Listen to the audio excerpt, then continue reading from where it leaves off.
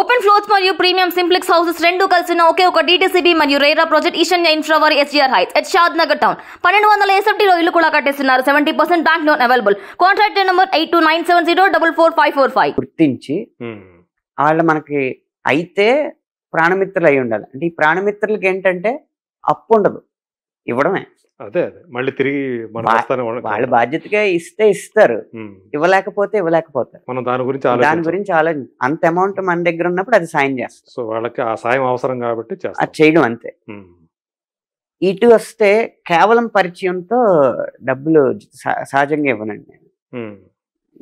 ఇక్కడ అవసరం ఉంది, ఈ కార్యక్రమానికి, ఈ మంచి కార్యక్రమానికి వాళ్ళు ఉపయోగిస్తున్నారు, ఈ డబ్బు ఖచ్చితంగా అక్కడ సద్వినియోగం చేయబడుతుంది అనుకున్నప్పుడు వాళ్ళ నుంచి ఫోన్ రాదు, నేను వెతుక్కుని వెళ్ళి ఇచ్చి, నా దగ్గర డబ్బులు ఉన్నప్పుడు ఫలానా రోజు ఒక మన ఇంటి ఇళ్లలో ఏదో మనకు ముఖ్యమైన రోజులు ఉంటాయి కదా, ఆ రోజుల్లో అక్కడ ఇవ్వడానికి ప్రయత్నిస్తాను. ఓకే. సో ఇలా అంటే నన్ను అడిగినోడికి నిజంగా అవసరం వచ్చి ఉండొచ్చు, ఆ అవసరం నాకు వస్తే ఏంటని నేను ఆలోచిస్తాను. ఫస్ట్ నేనేం చేస్తాను, నేను ఇలాంటి అవసరం కోసం ఈ పాలసీ కట్టుంచాను, నేను అలాంటి అవసరం కోసం ఇక్కడ దాచి ఉంచాను అని నేను అనుకుంటాను కదా. నా అంత బాధ్యతగా వీడు ఎందుకు ఆలోచించలేదు, నేను ఇదే పందాలా ఉంటాను. ఓకే. దీనివల్ల మీకు అంటే మీ నోటీస్కి వచ్చినా ఇట్లా మిమ్మల్ని ఎట్లా అనుకోవటం ఇలాంటి కేసులు ఏమి ఇప్పుడు రాలేదండి, నోటీస్కి ఏం రాలేదు. అదేలే, అంటే వాళ్ళు ఏమని అనుకుంటే మీకు తెలియదు, అది తెలీదు. మీ దాకా అయితే అనుకున్న నష్టం. అదే మీరు ఏదైతే వాళ్ళది బాధ్యత, మనది కాదు. ఇప్పుడు ఏదైతే మీరు దీని ద్వారా సంపాదించారో దీన్ని ఇక్కడ హైదరాబాద్ లో ఏమైనా పెట్టుకున్నారా, లేకపోతే ఏమైనా ఊళ్ళో ఏమైనా ఆస్తుల రూపంలో ఏమైనా మార్చుకున్నారా? అట్లా హైదరాబాద్ లో నేను పెట్టుకున్నది, నేను రాసుకునే ఆఫీసు ఒక డబుల్ బెడ్రూమ్ ఫ్లాట్ అండి. ఓకే. ఆఫీస్ అంటే అక్కడికి నిర్మాతల్ని, దర్శకుల్ని రమ్మను, మీరు పని చేసుకునే, నేను పని చేసుకుని నేను చదువుకోవడానికి. ఓకే. అదొకటి కొనుక్కున్నాను. నేను ఉండే ఇల్లు చిత్రపురి ద్వారా వచ్చింది, అది కూడా లోన్ తీసుకోకుండా కొనుక్కున్నాను. లోన్ ఏం లేదు, కొనుక్కున్నప్పుడే మొత్తం ఇచ్చి కొనుక్కున్నాను. లిక్విడ్ అంటే వైటే. అంటే మీకు ఒక విచిత్రం ఏంటంటే, అందరూ సినిమా ఇండస్ట్రీలో బ్లాక్ మనీ ఉంటది అనుకుంటారు కదా, సినిమా ఇండస్ట్రీలో బ్లాక్ పోయి నాకు తెలిసి 10 ఏళ్ళు అయింది, 15 ఏళ్ళు అయింది నుంచి ఈ మధ్యలో. అవునా? అసలు ఇప్పుడు బ్లాక్ అనేది లేదు. అన్ని ట్రాన్స్ఫర్స్. ఓకే. కాబట్టి అంత బ్యాంక్ ట్రాన్స్ఫర్స్, అన్ని ట్రాన్స్ఫర్స్. ఓకే. నేను ఇన్కమ్ ట్యాక్స్ కట్టగలిగే అంత ఆదాయం నాకు మొదలైనప్పటి నుంచి వైటే. నా ఇన్కమ్ ట్యాక్స్ ఎప్పటి నుంచి మొదలైందో అప్పటి నుంచి వైటే వస్తుంది. ఓకే. మీకు తెలిసినంత వరకు క్యాష్ కావాల్సి వస్తే డ్రా చేసుకోవడమే తప్పితే మాకు. అందుకని మేము ఏది కొన్నా అలాగే. ఇప్పుడు చిత్రపురి అనేది హౌసింగ్ బోర్డు నుంచి వచ్చింది కదా, అది పూర్తిగా వైట్ చెల్లించాల్సిన ఇదే. ఓకే. అలా ఆ రెండు అంటే ఇన్వెస్ట్మెంట్ ఆస్తులు ఏం లేవు కానీ అలాగా. కానీ ఊళ్ళో ఇప్పుడు మా నాన్నగారు వాళ్ళు ఉంటున్న ఇల్లు ఉంది, అది వాటాలో మేడం. మా నాన్న అయితే ఊళ్ళోనే ఉన్నారు కదా. ఉన్నారు. మీ ఊరి పేరు ఏంటన్నారు? దొడ్డిపట్ల, పాలకొల దగ్గర కదా. అవును. ఆ ఇల్లు మొత్తం నేను కొన్నాను, అలాగే 1 ఎకరంన్నర. ఇప్పుడు ఎవరైతే అమ్మా నాన్న ఉంటుందా? నైస్. ఓకే. అది పెద్ద ఇల్లు. ఆ తర్వాత ఒక మార్పుల్లో 1 ఎకరంన్నర పొలం కొని ఒకే చోట 11 ఎకరాలు ఉండేలాగా చేశాను. అలా ఊళ్ళోనే ఎక్కువ కొన్నాను చెప్పాలంటే. ఓకే. సో మీ మూలాల్లోకి వెళ్ళి అక్కడ మీ సొంతం చేసుకున్నారు, కొంత ఉండాలి అని చెప్పేసి. అంటే నాన్నకు కూడా, అమ్మ నాన్నలకు కూడా అది ఉంటది కదా, మనవాడు మనకి ఇక్కడ సంపాదించుకున్నాడు కాస్త అనేది ఒక సాటిస్ఫాక్షన్ వాళ్ళకే ఉంటుంది. సో ఇలా అయితే మీరు అంతా ఒక ప్రణాళికాబద్ధంగా చేసుకున్నారు. ఏది కొన్నా ఎప్పుడు అప్పు తీసుకున్నాను. అదే అప్పు పెట్టకుండానే చేసుకుంటూ వచ్చారు అన్ని కూడా. లోన్లు ఏం లేవు నాకు అసలు, లోన్లు అస్సలు. ఈఎంఐ అనేది నా లైఫ్ లో లేదు. అంటే ఒక పాలసీ కింద పెట్టుకున్నారా? అది నా పాలసీ. ఎప్పుడు no EMI, no credit card, no hand loan. ఇప్పుడు క్రెడిట్ కార్డ్ లేదు మీకు? లేదు. ఉంటే డెబిట్ కార్డే ఉంది. డెబిట్ కార్డే ఉంది. ఇప్పుడు ఆ డెబిట్ కార్డ్ కూడా పెద్ద అవసరం ఉండట్లేదు యూపీఐ రావడం. అవును.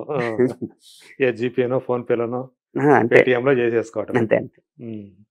దానికి ఒక లిమిట్ ఉంటుంది, అంతవరకే ఉంటుంది మనకి పర్ డేకి. IMPS అని ఒక విధానం ఉంది. అవునా, దాని మీద IMPS ద్వారా మన లిమిట్ మన బ్యాంక్ బ్యాలెన్స్ ట్రాన్స్ఫర్ చేసేది. అదే ఆన్లైన్ త్రూ ఆన్లైన్ చేసుకోవచ్చు, అది కూడా ఆన్లైన్ బ్యాంకింగ్.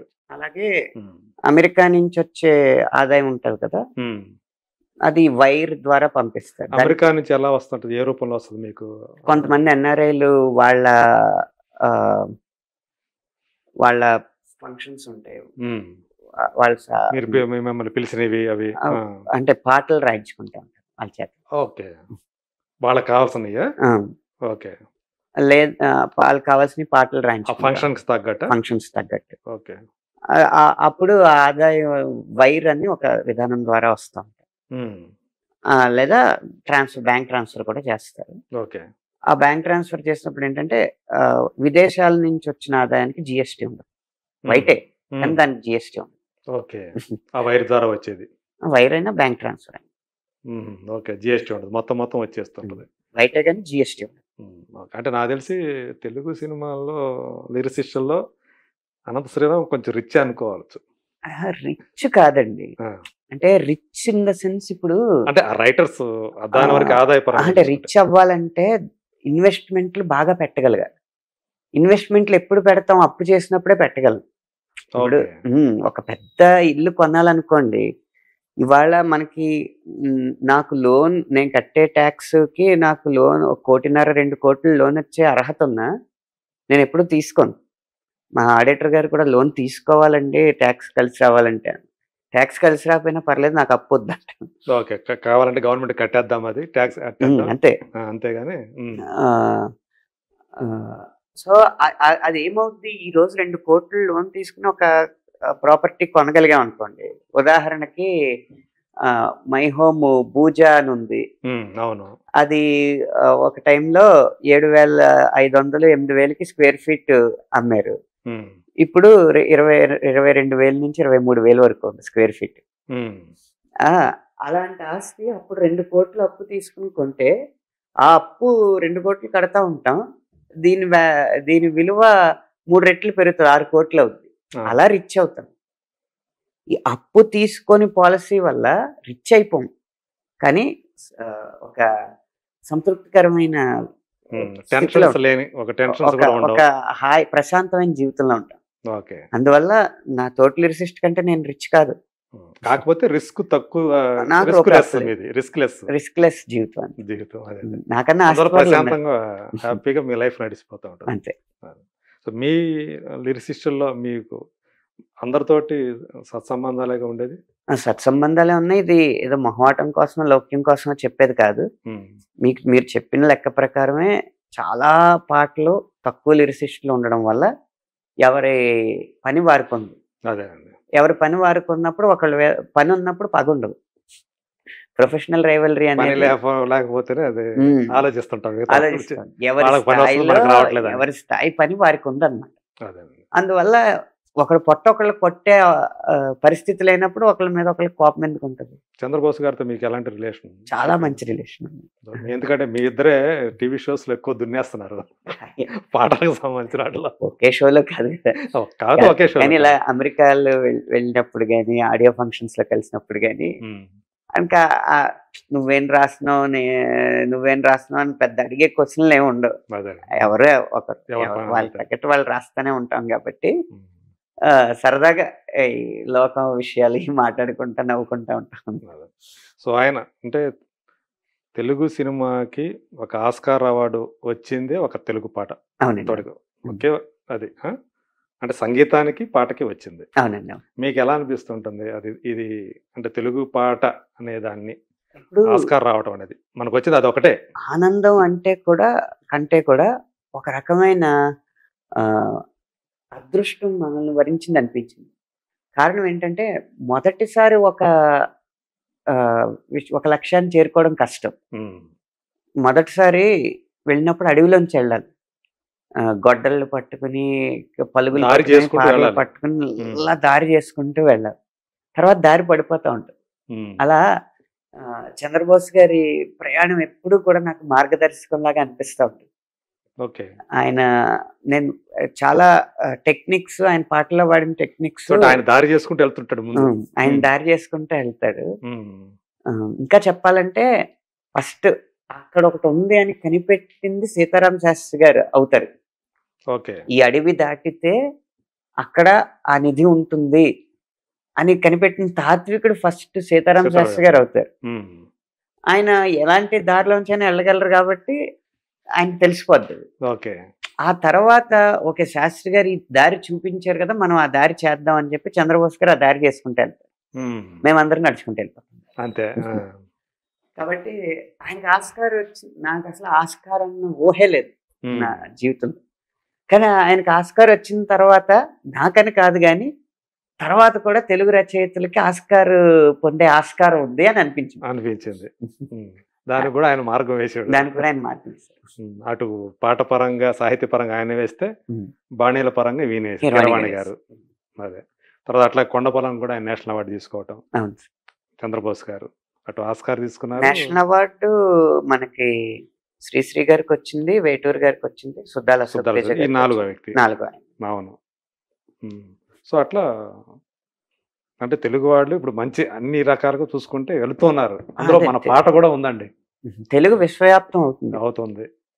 తెలుగు పాట కూడా వెళ్తుంది తెలుగు బాగా. వెలుగు 2 రాష్ట్రాలకే కాకుండా మొత్తం 200 దేశాలకి పాకుతుంది. అది మనకి సంతోషకరమైన విషయం. అవును. ఎప్పుడైతే మన ప్రతిభ ఎల్లలు దాటిందో ఆ సంపద కూడా ఎల్లలు దాటి వస్తుంది. ఆ, ఉమ్. కొత్త దారులు ఓపెన్ అవుతాయి. ఆత్రేయ గారి కాలంలో ఇన్ని దారులు లేవు సంపాదనకి. అదే. ఉమ్. ఇప్పుడు వీళ్ళందరూ ఒక్కొక్కటి దారి చేసుకుంటూ రావడం వల్ల మనం ఇంకా వచ్చినాయి. ఇప్పుడు మీరు చెప్పారు కానీ ఒక లిస్ట్ చెప్పారు కదా, నిజంగానే ఉమ్. ఫస్ట్ ఇక్కడ సత్తా కనుక చూపిస్తే పాటతోటి ఉమ్. ఆటోమేటిక్గా మిగతా దారులు కూడా ఓపెన్ అవుతాయి. ఆ. సంపాదన మార్గాలు కూడా పెరుగుతాయి. ఆ. సో చాలా విషయాలు చెప్పారు ధన్యవాదాలండి. అనంత శ్రీరామ్ గారు. సో యానిమల్ సినిమా ఆ పాటలు ఎలా ఏంటి, ఆ పాటల గురించి ఆ వివరణలో ఎలా పుట్టాయి, మీరు ఎలా ఈ ప్రాజెక్ట్లోకి వచ్చారు, అవన్నీ కూడా చాలా వివరంగా చెప్పారు. ఒక పేరుకి డబ్బింగ్ సినిమా అయినా కానీ మీ పాటలు మాత్రం స్ట్రైట్ తెలుగు సినిమా, ఒక యానిమల్ అనేది తెలుగు సినిమా అన్నట్టే ఉంది మాకు. మనకి అది తెలుగులో కూడా అంత మా ఇదిగా వచ్చింది, అదృష్టం ఆ హైప్, అంత క్రేజ్ వచ్చింది. సో అందులో కూడా ఆ క్రేజ్లో మీకు కూడా మీ పాటల్లో కూడా భాగం కాబట్టి సో ఆ రకంగా మిమ్మల్ని అభినందిస్తూ, సో నెక్స్ట్ ఏ సినిమా పాటల గురించి ఇలాంటి వివరణలే అంటే చెప్తారో అని మేము కూడా ఎదురు చూస్తూ ఉంటాను. నెక్స్ట్ రాబోతున్నాయి. హాయ్ నాన్నలో మంచి పాటలు వచ్చినాయి, ఫ్యామిలీ స్టార్ లో మంచి పాటలు వచ్చినాయి, ఉమ్. తర్వాత గేమ్ చేంజర్ లో 2 మంచి పాటలు వచ్చినాయి ఓకే. వరుసగా. అయితే త్వరలో మళ్ళీ ఆ పాటల గురించి కూడా మనం మాట్లాడతాం. తప్పకుండా మాట్లాడతాం. థ్యాంక్ యూ సో మచ్ అండి. సో అనంత శ్రీరామ్ గారు అనంతంగా ఆయన ప్రయాణం ఇలా కంటిన్యూ కావాలని మనస్ఫూర్తిగా కోరుకుంటూ థ్యాంక్ యూ సో మచ్. ధన్యవాదాలు మూర్తి గారు.